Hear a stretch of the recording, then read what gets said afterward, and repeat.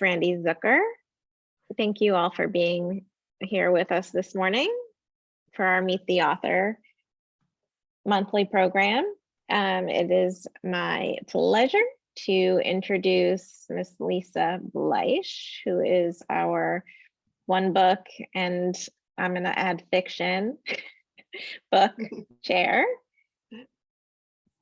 to get us started with today's program. Lisa. Hi, everyone. Thanks so much, Randy. Yes, my name is Lisa Bleich, and I am not only the chair of the One Book, One Jewish Community Book Read, and we have all the new books for the upcoming year, so we're putting together another great year for you, but I'm also JCC's in-house book author moderator, which I wear proudly. A little Zoom housekeeping. We will be recording the program today. We also put everybody on mute. So there's no ambient noises. It would be great if you could put all of your questions in the chat box so that we can get to them during the Q&A section. We will also be putting links to purchase the final table if you haven't had a chance to do that yet in the chat box as well as via email. I'm very excited this morning to introduce Dan Schorr. Dan is a sexual misconduct investigator at his firm, Dan Schorr LLC, and an adjunct professor at Fordham Law School, where he teaches a course on sexual misconduct and domestic violence. Previously, he served as a New York sex crimes prosecutor, the inspector general for the city of Yonkers, and an adjunct law professor at Tsinghua University in Beijing, China. He has been a regular television analyst for Good Morning America, CNN, Fox News, Law and Crime Network, and elsewhere. Schorr holds a BA and an MA from the University of Pennsylvania and a JD from Harvard Law School. Dan is joining us today from White Plains, New York, where he lives with his wife and 2 children. Final Table is his debut novel, and it won the 2022 National Indie Excellence Awards winner for literary fiction, and was also the 2021 American Fiction Award finalist for the thriller political category. So we're delighted to have you here, Dan. Welcome. And if you could just maybe start us off, tell us a little bit about what this book, tell us a little bit of the synopsis of the book for those who haven't had a chance to read it. Sure. Thank you so much for having me here. It's great to join you. I know you have a great series of different authors. I'm really honored to be a part of it and happy to talk about this book or any related topics. So as you mentioned, my career has largely been about investigating and initially prosecuting sexual misconduct, discrimination, issues related to that. And now I have a small firm with 5 people where we investigate that for different organizations, largely colleges, universities, K-12 schools. And through my investigations, I thought that a lot of actual misconduct in the real world is very, very different than how it's often depicted in fiction, how it's depicted in the media. And I wanted to try to show that in fiction. And I've also, as you mentioned, I've been a TV commentator on legal issues. And I found that the behind the scenes dysfunction of a lot of those television segments is so different than how they're presented very neatly and cleanly on TV. So I tried to show in the book kind of like how the product gets made and how it's very often haphazard and things are thrown together. So I tried to show that, weave that together. And I brought in some other issues also. For me, writing was my first love in terms of something I wanted to do. When I was a very little kid, I would write a lot. I was an English major at Penn, and I've always been writing my whole life. This is my first novel that's been published, but that's something that I really wanted to do for a long time. And I tried to incorporate a lot of things that I've seen in my career that I thought people might not be aware of who aren't in those areas. Yeah, it was fascinating because, I mean, as you say, you sort of have this, the book kind of weaves together a story about high stakes poker, international politics, human rights, and sexual assault. And so when I was first reading, I said, oh my God, how do all of these pieces fit together? Was it hard for you to kind of puzzle them all together and make it a compelling and very believable story, which it was? I thought that it was challenging, but I kind of knew where I was going. And I think that's a key part for me as a writer. I know some writers that I talk to, they have a general idea and then they just kind of see where it goes, which is fine if people have that style. For me, I more knew the ending and how things would resolve. And then the challenging part was getting all these parts to fit in and to get there and to be true to the characters. And I do a lot of outlining before I write. So I had a lot of details written out, more details than I ended up using. So for me, it was kind of like, you're trying to do a puzzle and the puzzle's a 100-piece puzzle and you have 200 pieces that all look like they would fit, but then when you put them in and you're trying to jam them in, like, wait, why won't this fit? But it just doesn't fit. So then that's kind of how I went about trying to piece this all together. But I kind of had a feeling for how I wanted it to resolve and the interplay between the characters. Also, another thing that was really helpful is I had early beta readers, family, friends, and from my publisher look at it and tell me things that they thought didn't work and needed to be changed, or just different reactions, which surprised me. And then I was able to use that in incorporating it and how I tied everything together.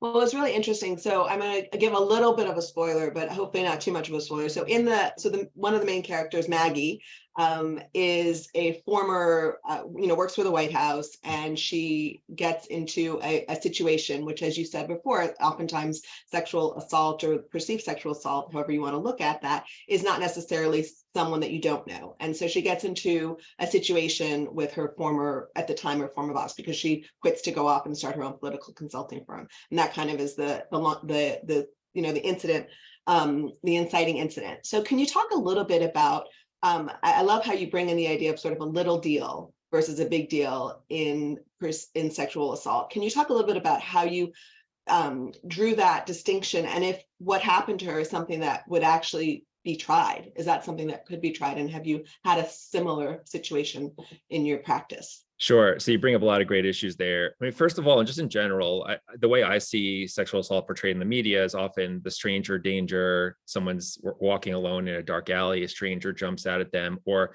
with child sexual assault, it's often there's some predator on a playground who, when the parents aren't looking, snatch the kid.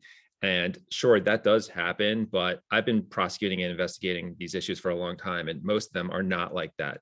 The ones with adults are generally with someone who someone knows and trusts and maybe had some kind of consensual interaction with, and then someone took advantage of them when they're in a period of vulnerability or ignores their line of consent. For child sexual misconduct that I've investigated and prosecuted, it's often a trusted, known person, whether it's a community figure or an uncle or someone else who has the opportunity to really groom someone and violate that trust. It does happen with strangers, but it's much less likely. So I tried to show in the book that often when people are in a position of vulnerability with someone they trust, that's often when these issues happen in the cases that I investigate. And another thing that I've seen in investigating and prosecuting sexual misconduct is that someone may think that someone else's experience was not a quote unquote big deal when they think about it. And that could be extremely hurtful to the person who experienced it. And I've talked to people who have had major trauma from incidents that greatly derailed their life and career. And someone else may look at that and say, oh, that wouldn't have bothered me as much. And that's really unfortunate. And I always, when I do a lot of training of investigators, and I always say, like, you can't look at things through a lens of, well, would this bother me? Would that not bother me? It's, what's the law? What policies are you enforcing? And how did someone experience misconduct? And it's really, there's a novel that came out about a year and a half ago called My Dark Vanessa. I don't know if anyone read that, but it was also about sexual misconduct. And there's a great scene in there where there's this woman who's had this years-long sexual misconduct situation with one of her teachers. And she finds out that there's another student who also had a sexual misconduct issue with that teacher. And so the main character has been having sex with him for years, and it's very manipulative and very dysfunctional. And then she's happy to connect with someone who also had a bad experience. And that person says, yeah, I was in his class one day and he once put his hand on my leg. And that really, really upset me. And that was the total of her experience that she was very upset about. And then the main character is like, I can't believe, that's her experience versus my experience, but they're both extremely upset about what happened. And so I tried to show in the book how people are often dismissive of someone else who had a really traumatic experience and upsetting experience. And also there's a lot of self-doubt and self-blame of, well, am I crazy to be upset about this? Am I making too big a deal about that? And I tried to show all that. Yeah, you did a good job with that. I mean, I remember after I read that, so, I was posing the question to everyone. I was asking them, do you think this is a big deal? Do you not think this is a big deal?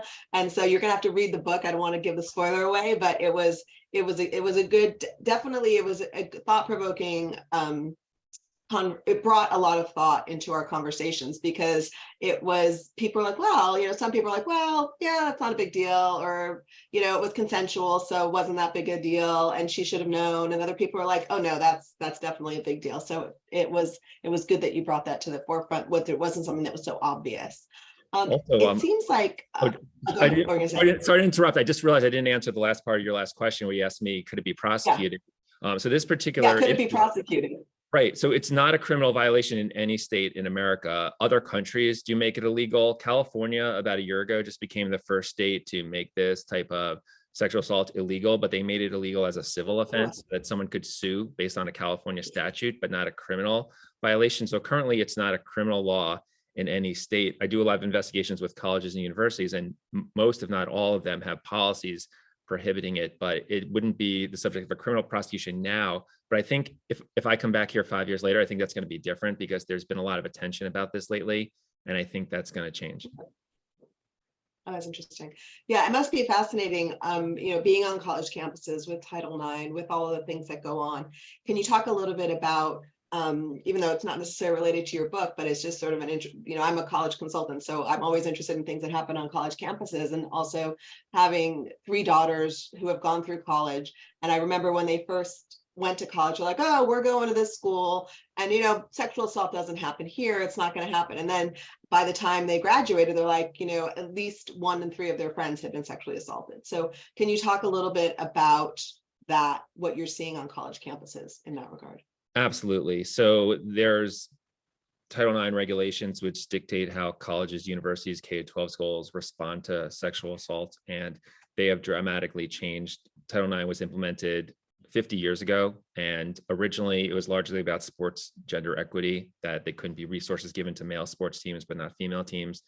Over time, it's become recognized as an important way to enforce sexual assault and sexual harassment provisions, and schools are struggling with keeping up with reporting, and not only reporting and making sure you have resources for people who are sexually assaulted, but also making sure there's due process for someone who's accused, to make sure that there's some kind of investigation that's thorough and fair, and a hearing in certain circumstances.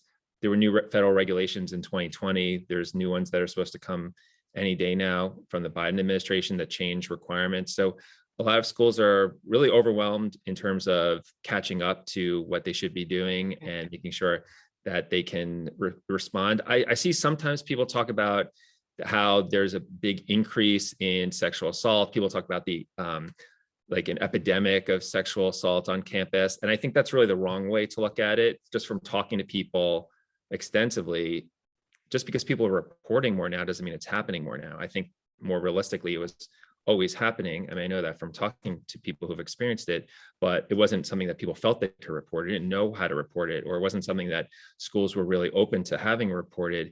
And now, fortunately, we live in a world where people are more encouraged and emboldened to report things that have happened to them. But people often conflate and confuse how many people are reporting with how many people are being sexually assaulted, when they're not necessarily related at all. Interesting. All right, let's switch gears a little bit. Let's talk a little bit about the final table. So if we look at Kyler's character, it seemed like, he is this, he's someone that's kind of a loser, right? But he's ever hopeful. At times he's even delusional, kind of living in this fantasy world. But ultimately, it seems like in his heart of hearts, he wants to be able to do the right thing, even though he isn't always able to because of his gambling addiction. So can you talk a little bit about the inspiration for this character, for Kyler?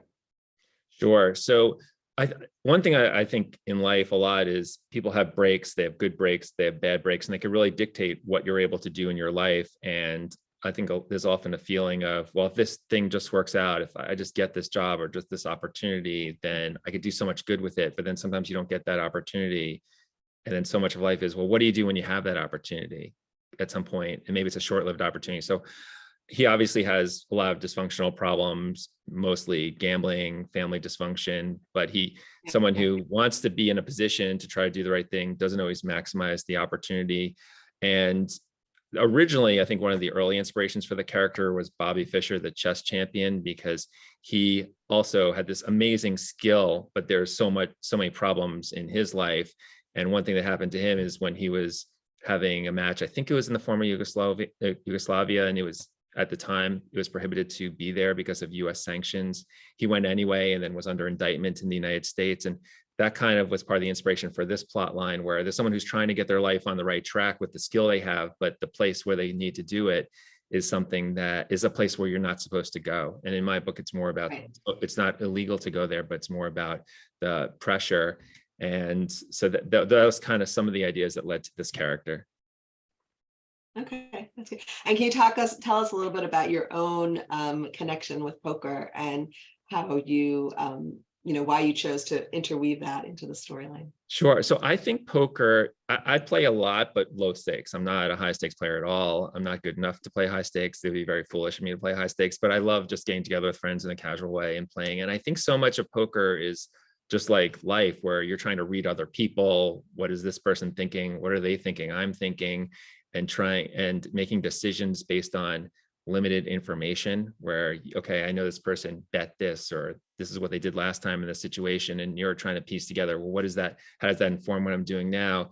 And so much of life in your big decisions is, when to make a purchase of a house, when to get married, when to have kids. So much of it is, I'm hoping this works out based on the information I have. It seems like it will, but you never really know until you do it. And we're taking a new job or something like that. So I think so much of life is, I don't have complete information. I never can have complete information, but I have to make the best decision. And poker approximates that. I also tried to have the character in the book, Kyler, be a good poker player, but he's not the best poker player in the world. He makes mistakes. And I tried to, and one reason among others that I wrote it from that perspective is because I think that's my level of ability. So if I was writing a character who is the best poker player in the world, I could not write that because I'm not the best poker player in the world. So I can't simulate what he's thinking unless I could try.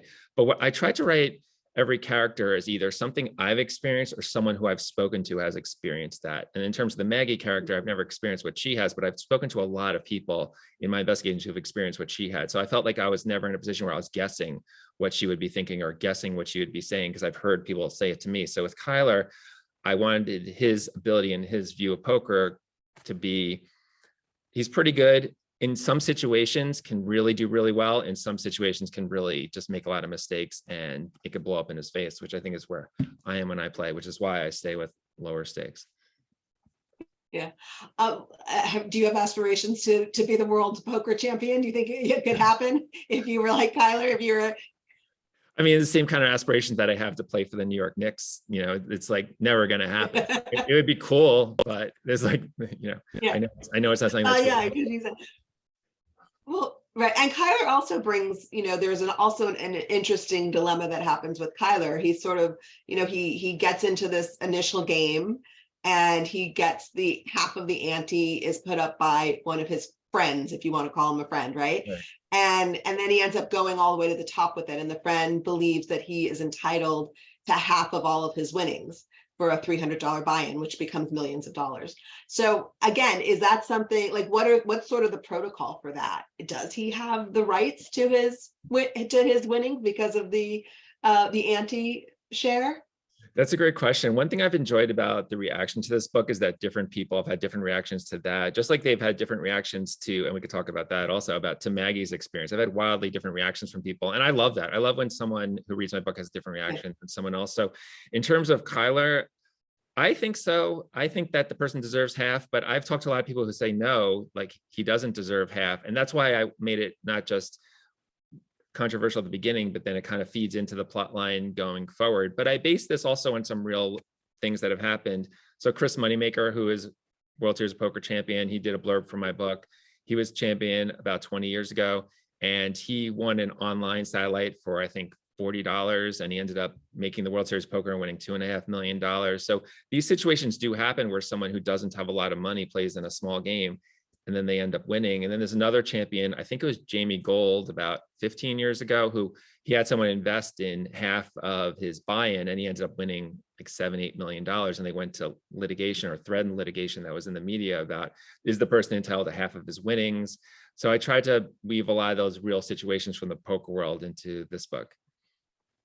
Yeah, no, I guess it's also like people buy, if they pay for the lottery ticket or they buy half the lottery ticket, are they entitled to the winnings if someone has it? So it's right. Like, now, in my book, they're not anticipating by any stretch that this is going to lead to a major windfall. So it's a little more unclear. Yeah, no, for sure. Yeah, no, definitely. There was no sure. And they kind of thought he was just in there to, just be right. Take his money. And that was kind of it. Right. So they were never right. expecting that would happen. Right. It's also interesting in the book how, and we'll talk about Maggie and Kyle, and I want to bring in a few of the other characters, but it seems like Maggie and Kyle at times they sort of waffle between sort of this desperation, because there's definitely desperation for both of them and how they get themselves into these situations. And then this positive self-talk to overshadow kind of the negative this idea swirling around in their head. Can you talk a little bit about that and what was your thought in writing that? Yeah, I wanted it to be that people are often, there's a lot going on in all our lives. And I think when we're dealing with a specific situation, often we have to be like, I just need to focus and make sure this gets done right. And then I could deal with everything else after that. And I tried to show that in a few situations with Maggie. She has the sexual assault situation, she has her financial problems, and then she gets what could possibly be a career-changing opportunity to be on TV. Yeah. And a lot of it is, okay, somehow I need to just not think of all that. And for 5 minutes, just be laser focused on this TV segment. And I think that happens all the time in life when people are balancing jobs and kids and other responsibilities. And you could be having the worst day in your world, worst day with a million fires going on, but then you have a really important meeting and you just need to be like, all right, I need to shut that out. And also for both of them, I think they're constantly struggling with, I just need to make this work and then that'll help me figure out everything else. But if this doesn't work out, then everything's going to be worse. So that compartmentalizing is easier for some people than others. But my sense is that everyone struggles with that how do I balance all the different things going on in my life? I was actually in traffic court, unfortunately, yesterday because I got a speeding ticket a month ago. And there was a woman called right before me who had expired inspection on her car. And the judge said to her, how come your inspection was late being, the inspection? She's like, I work, I have kids. It's a struggle for me to just figure out a time to get it done. And I'm like, I totally relate to that. That's a great answer. So. Right, exactly. Like there's other things that are more important to that. And it's also, so talking, I know you've been on TV and you've been one of those commentators. So have you ever been thrown into a situation? So just to set it up, Maggie, as you said, she thinks she's going to be speaking to one side, and then all of a sudden she's speaking to the pro going to the kingdom and not not having sanctions and everything else from a political standpoint. So have you ever been thrown into a situation where you think you're going to be arguing one side, which you inherently agree with, and then now you have to argue the other side, and you have to think about how to spin it in a way that doesn't derail your career? Right. Well, I've had people ask me to take the other side and switch sides, and I had various ways to avoid that. So in a lot of TV segments, they have one person on each side, and they have the classic cable news segment where people are confrontational or debating it. And often the bookers on TV are like, all right, we need someone to take the pro this side, we need someone to take the anti this side. That's how you make a segment. So then they'll have someone booked as the pro side, and then they'll find a great guest who's been a public advocate for the pro side. It's like, okay, can you take the anti side then on the other person? And that happens all the time in cable news. So when I was first starting to do it, sometimes they'd say, can you take this other side? But I never want to be in a position where I'm saying something that I don't believe. I think for me, I'm not comfortable doing that. So I used to say, I can't, or I would sometimes say, oh, I have I think I'm an honest person, but one thing I would say that was not honest is I'd often say, well, I have a business conflict with taking that side, so I can't take that side. That was the thing I used to say. And then they'd be like, oh, okay, totally understand. But what I decided to side, like it's gonna hurt one of my clients or something like that. Right. And then eventually when I was doing TV more, I started to say, a couple of times, not a lot, but I'd say like, oh yeah, sure, no problem. And then I'd get on air and just not do it. And then I'd say what I really thought anyway. And no one ever got upset with me for that. So I did that a few times. And that's something that Maggie in the book thinks about when she's thinking about like, what do I do here? One of her considerations is maybe I just say, okay, and then I go on, but I say whatever I want anyway. But then she rejects that idea because she says that, then they'll get really upset with her. So it's a challenge. And that's how I've handled it. But I kind of like doing TV commentary, but I also see it often as very superficial in terms of how these debates are structured. And, they have like the 3-minute segment with 2 people on different sides, but it's interesting. It gave me a lot of fodder for my book, which to me makes any experience worthwhile. And also just how the one, the one line maybe taken out of context then becomes this viral social media thing where everybody goes crazy, which is kind of what happens in the book with Maggie and where she's doing, which is actually how she ends up meeting Kyler in the first place. Right. Also, we see on TV all the time where someone's invited on as a guest and they're not told that they're going to be portrayed as the bad person. So it's like, okay, can you come on to talk about this? And then the host just goes off on them. Well, how can you say this? And that's horrible. That's horrible. So, and that happens a lot. And someone's like, wait, I thought I was just here to like have a friendly discussion about Right. it. So with Maggie, the same thing. And it happens to her twice in the book where she's brought on to talk about something and she's not giving advance notice. Like, hey, you're the villain in this play. And Right. that happens so often in cable news. And then, the host puts it on their social media, like, look what I did to this guest who was saying this thing. And so I wanted to show how Maggie is trying to do the right thing, but that it's something that just can eat people up. And then social media follows up on that and just really ravages people. Yeah, poor Maggie. I mean, she definitely, as a character, we definitely see her grow. I mean, she sort of starts off really just desperate, but then she starts to get more and more emboldened as the story goes on. Mm-hmm. Let's talk a little bit about Priya, because Priya is in some ways instrumental to some of the things that happen in the book. So she seems to weave her poker knowledge with her social justice advocacy and use that sort of understanding when someone's lying or there's tells. So can you talk a little bit about how real that type of a character is? Sure. So one thing I love about her character is I've had readers tell me they love her character. I've had readers tell me they hate her character. And as I said before, I love anything in my book that people have different reactions to. I feel that was successful then, because that's what I want. So she's a poker champion, big media personality, social activist, has gone into countries to document human rights violations, and she is using her platform to try to help people. She's also someone who is very aggressive when she feels someone is trying to undermine her. And rightly or wrongly, at one point, she thinks Maggie's doing that to her. And she's someone who is not going to take that and is going to do what she thinks is right. And sometimes I've had readers say, like, she thinks that Priya is very callous and not very understanding of other people. Other people told me, like, it's great that she's like, I'm going to fight for this cause and human rights, and I'm not going to let other people's political maneuvering try to derail that. So I think that, we see that with different celebrities in different sports. There are athletes who are just athletes, and that's their basic, at least public persona. And you have other athletes who a big part of their public persona is being an activist, whether it's civil rights or something else. And that is often interesting to see how they balance those two things. Yeah, no, it was very interesting with her character, because it's true. There were times when I really didn't like Priya, and then there were some times where I thought she softened a bit, but I did think that she was very single-minded in what she was doing and not always as open to other possibilities of her perspective, which I thought was also pretty interesting. One thing I tried to show with her also is, I think so much when we're looking at all these atrocities in the world and we want to do things, and sometimes it's, or maybe not sometimes, maybe all the time, it's frustrating. It's like, well, why doesn't anything actually happen? Why did these things keep happening and happening?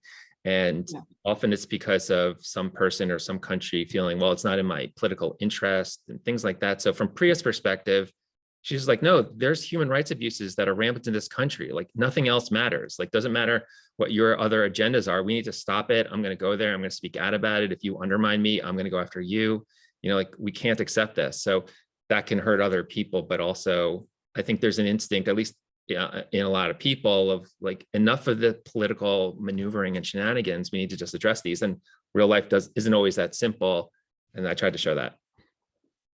No, you did. You did a really good job of showing all of the intricacies and how one thing leads to this, and you think that this is going to help, but then it will lead to something perhaps even worse. And that kind of happens all the time in life, unfortunately.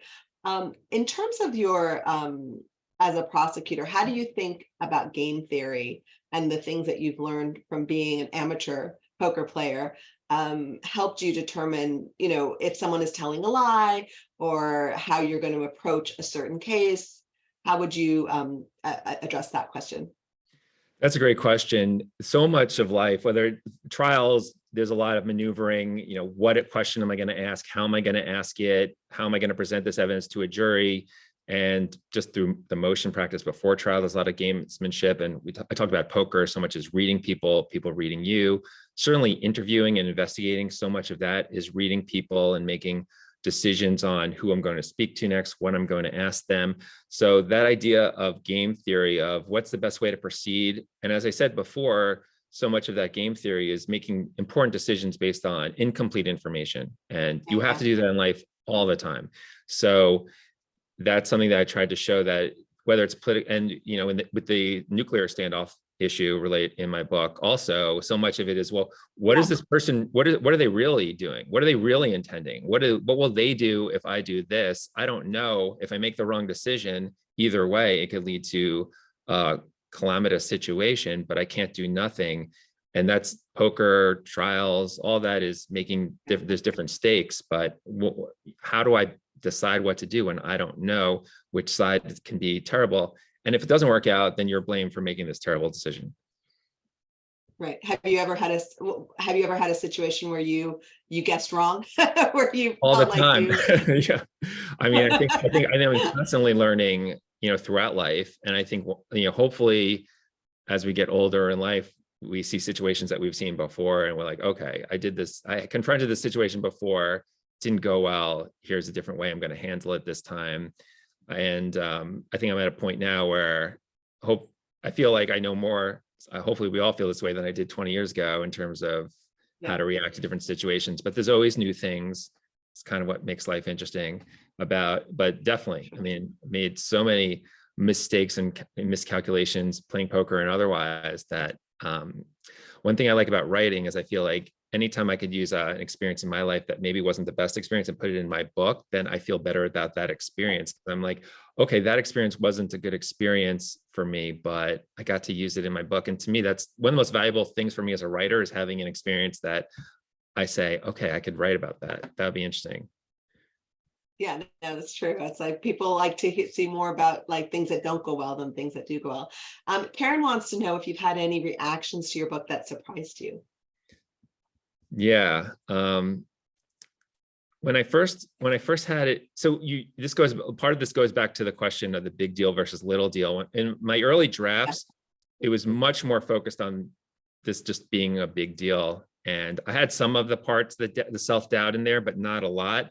And I had a few people read it and family, friends, the publisher, and very split reaction with some people saying, this should be a serious sexual assault, and other people saying, well, I didn't think it was that serious. And that surprised me, the people who thought it wasn't that serious. And I incorporated that into later drafts of my book. I thought, okay, I didn't realize people would be reading this and thinking that, because that's not how I view it. I view it as an extremely serious sexual assault. But so many people who I know and love felt, I don't think it's that serious. So I was like, okay, I'm going to have more of the book talk about that issue because it seems like something people are really thinking about. So that surprised me.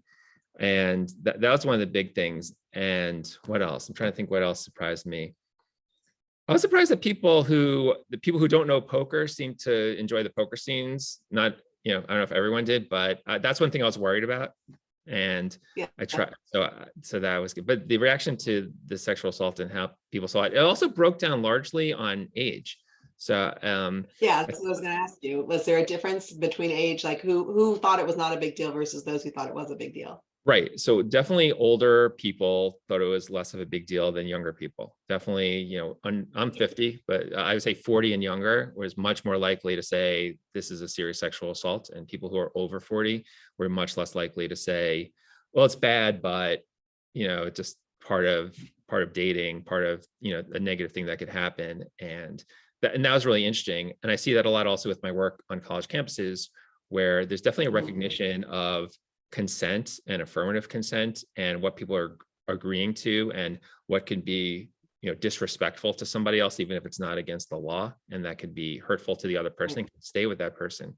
So that was one of the surprises in my early drafts when I saw people having that reaction. I tried to incorporate that. Right. One of the things you mentioned earlier was the fact that now people feel like they have license to come forward where they didn't before, largely based on the Me Too movement and the things that have happened. Do you think as a whole, the Me Too movement has reduced sexual assault or misconduct, or stayed the same, increased it? What's your feeling about that? Has it been a deterrent?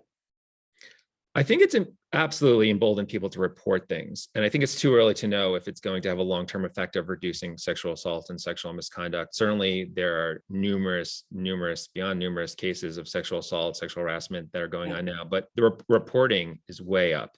And it's hard to tell if instances are less frequent or more frequent. For my job as an investigator, I'm called in where there's an allegation of sexual misconduct. So it's hard for me to see the places where it's not happening because I'm always called in when there's an allegation of it happening. But people are emboldened to report things that they never would have before. People are reporting things from decades ago. I had a case involving a school where the complainant was now an adult, but had reported now an incident that occurred when he was a teenager 25 years ago, and involving a teacher there. And we see that in the news a lot. So one major thing that I think the Me Too movement has changed when you look at companies, corporations, is that we want people to do the moral thing, right? We want a company who knows about sexual harassment in the workplace to take action and do something.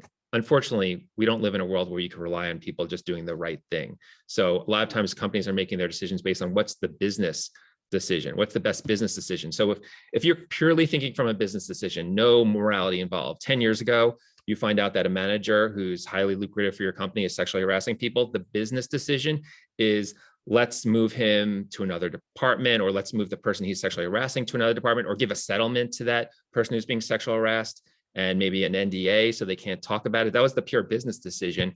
Now in 2023, that is the wrong business decision, because if it becomes public that there was a sexual harassment incident and the person was allowed to stay there, allowed to keep harassing people, that's going to blow up in the eyes of the public for that business. It's going to hurt their business. So I think that's a great thing for the Me Too movement, that now there's an incentive to try to do the right thing, to bring in independent investigators, investigate it, make sure people are safe, that they have resources, that problematic sexual harassers aren't kept on the workforce. That wasn't the case 5-10 years ago.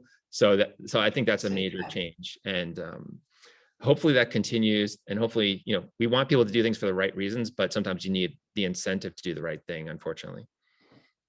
Yeah, well, it's interesting because Maggie at first doesn't want to come forward because she feels like if she does, she's going to be branded as someone who's not, you don't want to hire her, you don't want to work with her, she's going to be that person. And I do think that a lot of women think that, that they don't want to come forward because they don't want to, and some people are like, well, I'm not going to hire young women because I don't want to have to get into these issues. Have you seen that also, to sort of the flip side of it, where it's hurting them in a different way?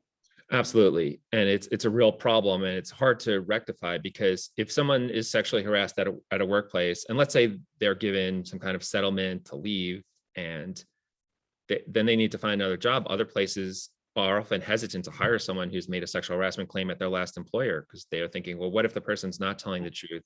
Are they going to bring a claim here? And you see that with a lot of the high profile female journalists who have brought sexual harassment claims. And sometimes they've been given very good settlements from the media company, but how many of them have then been able to be hired in a high profile way by another media company? Very few. And that's something that's hard to enforce, because you could enforce a company having to rectify what they did when the employee is sexually harassed, but how do you get other places to then be receptive to hiring that person?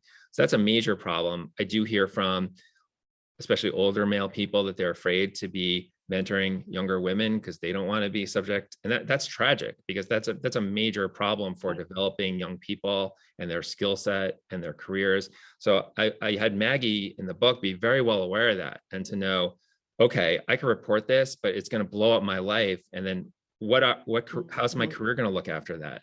And what's going to happen?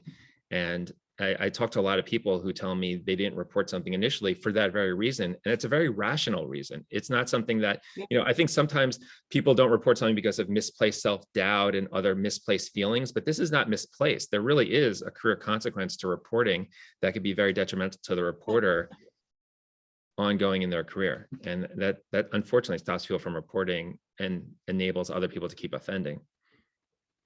Yeah, no, I think that's very true.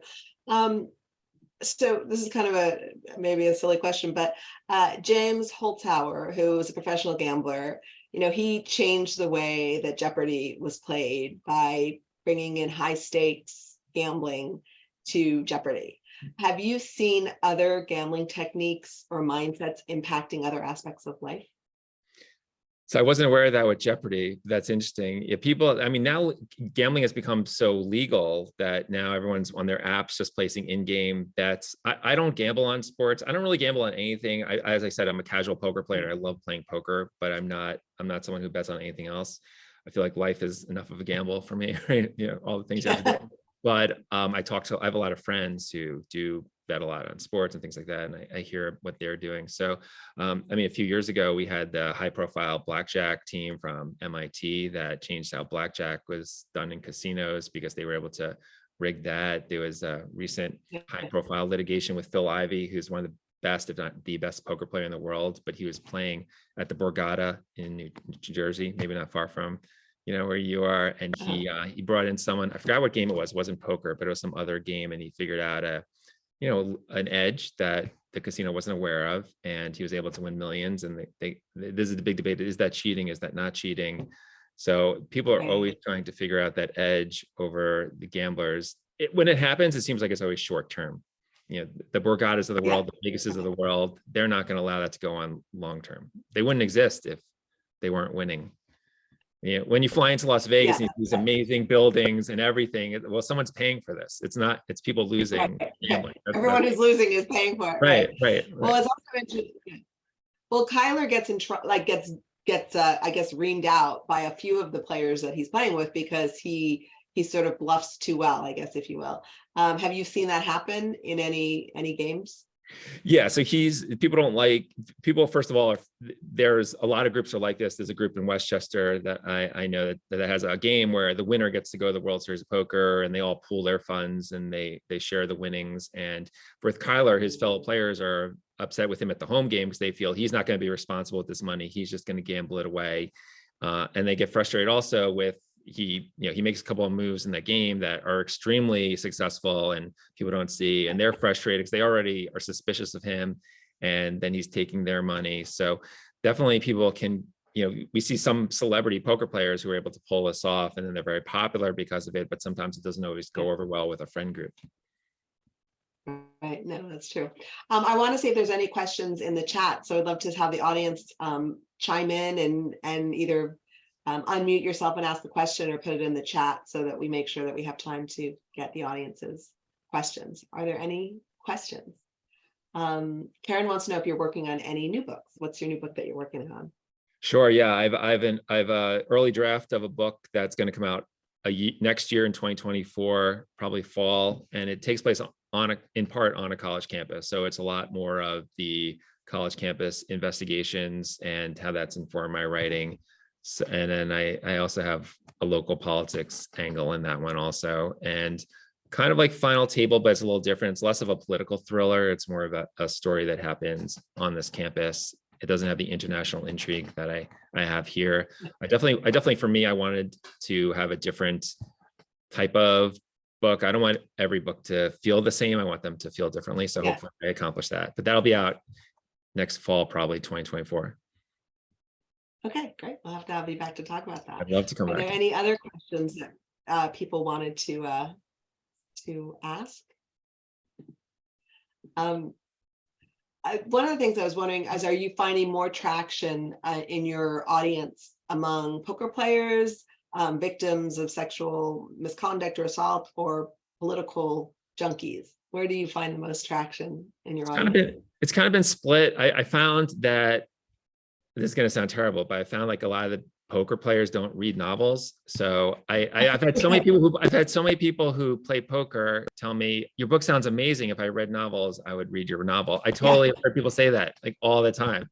I have an audiobook. Some people have listened to it, but that's one thing. There was a question earlier about what surprised me the most. I'm a huge novel reader. I love reading novels. My mother was a high school English teacher, and that really gave me my first love of reading. She would bring home books when I was a little kid, but I've been surprised by how many people tell me how excited they are about my book, but are just very open. They're like, I just don't read novels, so I'm not going to read it. So I hear that a lot. And I've heard that a lot. That sounds great. Right. So I've heard that a lot from poker players, especially. I think the audience that's more in the world I work in of sexual misconduct in campuses, for some reason, they seem to be more readers and they read books, and I think more of them are actually reading the book. But I've been just shocked how many people, especially men, unfortunately, don't read novels at all. I was not aware of that phenomenon, but I've had women who read the book and told me they loved it and say, I keep telling my husband he needs to read it because he loves playing poker, but he's just not someone who reads. And I'm like, okay. but I've heard that so many times. You need to have like a poker game book club. You can kind of like Right. create a new genre where I you get together and you play poker, and then you sort of like, you bet on whoever loses will have to read the book, or whoever wins has to read the book, however you want to look at it. I'm gonna use that. And see how it Yeah, I love that. Yeah, there you go. Bring people together. I think they would like it because it does read as a thriller, so it's fast paced, and they would relate to it, which I thought was interesting. The first time I read it, the poker stuff went over my head, and I wasn't sure about the stuff in the river, like that stuff I didn't Yeah. quite understand. But the second time I read it, I started to get a little bit more of a feel for the poker and how those different cards would make a difference. Still not 100%, but I could get I got the sense of the thrill of how were they, was he going to win? Was he going to outbluff the other person? So I thought that was a fun. I tried to write that in a way. Has anyone watched the show Billions? It's a Showtime show. Yeah. Okay, Yeah. so I know nothing about finance, like at all. My brother works in finance. He tells me what I need to know sometimes, but I know absolutely nothing. I was an English major. I went to law school. I don't know anything, but I watched Billions and I really loved the show. But they would talk about finance with all the terms like this investment, and this is happening, and yada yada yada. And I never understood what they were talking about, but I understood the general sense of what they meant. And I assumed that people who knew would find it realistic, because people I've talked to who are in finance are like, oh yeah, I understood what they're talking about. So I tried to depict the poker scenes that way, where someone who really, really knows the game would be like, oh yeah, that's extremely, hopefully realistic. That's what happens. But that someone who doesn't know poker could be like, okay, I don't need to understand every detail. I could sense that it's authentic and get the general gist of it. So that's what I tried to model that on the Billion show, how they talk about finance, where someone like me who knows nothing can still appreciate the general sense of what's happening. Yeah, no, it was great. Tell us a little bit about the kingdom. So what kind of, I think the people, if you haven't read the book, they go to this high stakes poker game in the kingdom, which is kind of a rogue, nation, and there's something that happens there that's not good. So can you talk a little bit about how you modeled that, how you thought about creating that place to have the poker tournament? And because I know it was somewhat based on your time living in China, right? Yeah, so I think that the inspiration for the kingdom is a combination of Iran, China, North Korea, and issues in all three countries. I've never been to Iran, but I lived in China for a year. I did get into North Korea for a few days, which was one of the most unique experiences of my life and very disturbing. But these closed off countries, and they're closed off to different degrees. I mean, China is very open in terms of economics and investment, but they're very closed off in terms of free speech and human rights and things like that. North Korea is completely closed off. Iran has the nuclear threat that North Korea also has, where people are trying to stop them from developing nuclear weapons. The idea also, I mean, Saudi Arabia also was an inspiration for it, with the whole idea of sports washing, which is a term that has been very prevalent lately, where these regimes with major human rights violations are using their money to use athletic events or competitions to ingratiate themselves to the rest of the world. So something that's happened since I wrote the book, I'm not a golfer, but the Live Golf tournament series from Saudi Arabia, where they're paying hundreds of millions of dollars for the top golfers in the world to play for them instead of the PGA Tour. And meanwhile, there's a prominent journalist who was murdered by the crown prince of Saudi Arabia, which that did happen before I wrote the book, and that was part of the inspiration. But then there's a question of, well, should you participate in a regime that does all these things? And that's a big debate. People are being condemned for it. And with China, the NBA, for instance, basketball is hugely popular in China, a huge source of revenue. Right. And there was Daryl Morey, who's one of the general managers in the league, tweeted out something a couple of years ago, like, we stand with Hong Kong, because Hong Kong's their freedoms there are being totally undermined by the Chinese government lately. And then you had other basketball players, including LeBron James, say like, oh, we shouldn't be talking about that, even though LeBron James is an activist for other civil rights issues. So there's a sense in sports of, well, when are we going to stand up for problematic behavior in a way that might undermine the revenue of our sport? And you see that with individuals. And then there's the question of, well, what if that terrible place is your one opportunity to straighten out your life, and that's all you have? And that's Kyler's situation, where, like, I don't want to support them, but this is my only shot. I have nothing else going on except this one opportunity. And that goes back to what I said before about Bobby Fischer with the chess tournament, where he ended up getting indicted for going overseas to play in a place he wasn't allowed to play. Like sometimes, like you may be in a position in life where the only thing I can do to save myself is very unpopular and maybe immoral. How do I balance that? Right. No, it was interesting to kind of bring all of those pieces together. So are there any other questions from the audience? Anything else that people want to know or ask you about? Super interesting. That was Thank you. really great, Well, Dan and Lisa. Thank you so much. Thank you. I'm getting lots of side comments saying this is so interesting, so fascinating. So please follow the link to purchase Final Table in the chat. It was also, the link was also included in the email everyone received with the link for the program, and we'll send it out again later today. And we can't thank you enough. Dan, for joining us. Thank you so much. I really appreciate talking with you. It's been a really interesting discussion. So thank you for having me, and hopefully we can meet again in the future. Thank you. And thank yeah, you, for your next Lisa, book, we for, want to hear about it. yeah, thank you, Lisa, for another great conversation. Great questions. Thank you so much.